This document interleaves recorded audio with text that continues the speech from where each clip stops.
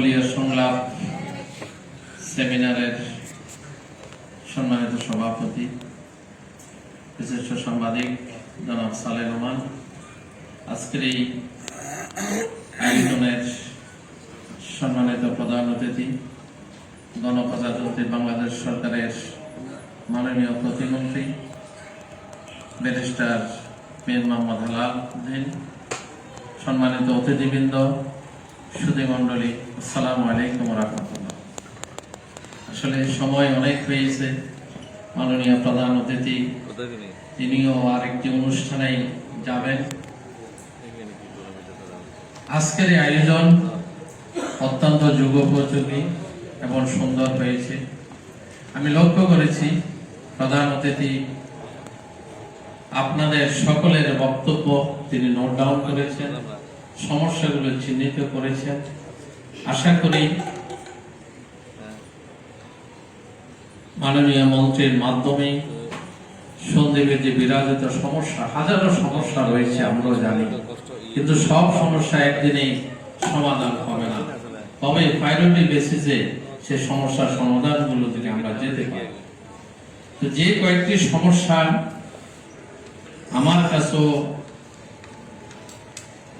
গুরুত্বপূর্ণ মনে হয়েছে, যেহেতু আমিও সন্দ্বীপের সন্তান এবং সন্দ্বীপের বিভিন্ন সমস্যা নিয়ে আমরা কাজ করি।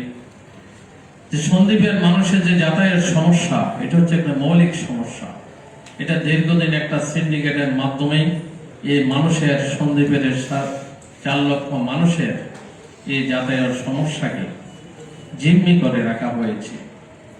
বৈষয়িক কারণেই সমস্যার কারণে তেলের মূল্য বৃদ্ধি পেয়েছে কত 20 টাকা, কিন্তু আমরা দেখলাম এখানে জন প্রতি 50 টাকা করে 100 টাকা করে বাড়ানো হয়েছে, আবার 50 টাকা করে বাড়ানো হয়েছে।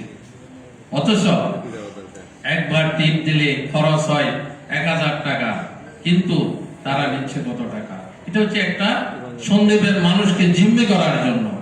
আমি মনে করি মাননীয় মন্ত্রী আমাদের এই সমস্যাগুলোর সমাধান হলে, গাঢ় সমস্যার সমাধান, তাহলে অনেক কিছু সমস্যার সমাধান এখানে হয়ে যাবে।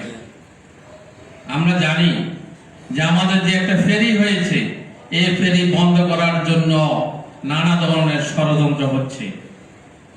আমি আবেদন রাখবো মাননীয় মন্ত্রী, সন্দ্বীপবাসীর স্বপ্ন হচ্ছে ফেরি। এই ফেরিকে কোন ষড়যন্ত্র চালে এই ফেরিকে যাতে কেউ বন্ধ করতে না পারে, এই জন্য আপনি এই ব্যাপারে আপনি পদক্ষেপ নেবেন আশা করি। এবং 2 পাশের মানুষের যে যাতায়াত সমস্যা, উঠানামার সমস্যা, আশা করি সেগুলো আপনি নোট ডাউন করেছেন, সেগুলো বাস্তবায়ন হবে। এরপরে সমস্যা হচ্ছে খাজনার সমস্যা। যে খাজনার কারণে আমাদের এটা তো আইনি জটিলতা হতে পারে, যেহেতু আপনি ওই মন্ত্রণালয়ের মাননীয় মন্ত্রী, আপনি সেই আইনি জটিলতা থেকে সন্দ্বীপবাসীকে মুক্ত করে সন্দ্বীপের যে বিশাল শহর উঠেছে সেগুলোর মালিকানা যাতে প্রকৃত মালিকেরা পেতে পারে সে ব্যবস্থাটুকু আপনি করবেন। আর যেটা মাটি কাটার বিষয় আছে সেগুলোর ব্যাপারে আপনি ইতিমধ্যে আপনি এসএলএম-কে আপনি নির্দেশ দিয়েছেন। আশা করি আপনার এই নির্দেশের কারণে আগামী দিন থেকে মাটি কাটা বন্ধ হবে বলে আমরা বিশ্বাস করি। এভাবে প্রতিটি বিষয় আপনি যেভাবে তড়িৎ পদক্ষেপ নেওয়ার জন্য আপনি চেষ্টা করছেন, আমি দেখেছি আপনি শুধু সন্দ্বীপ নয়, আপনি চট্টগ্রামের উন্নয়নের জন্য আপনি কাজ করছেন। তা আপনাকে আজকে আমাদের এই সন্দ্বীপবাসীর এই আয়োজনে এসে আমাদের সমস্যাগুলো সময় দিয়ে শোনার জন্য আপনাকে আন্তরিক কৃতজ্ঞতা এবং ধন্যবাদ জানাচ্ছি। এবং আপনাকে সন্দ্বীপে আমরা আমন্ত্রণ জানাচ্ছি, আমাদের সন্দ্বীপে আপনি বেরিয়ে আসুন। আপনাদের সবাইকে আন্তরিক ধন্যবাদ। আসসালামু আলাইকুম ওয়া রাহমাতুল্লাহ।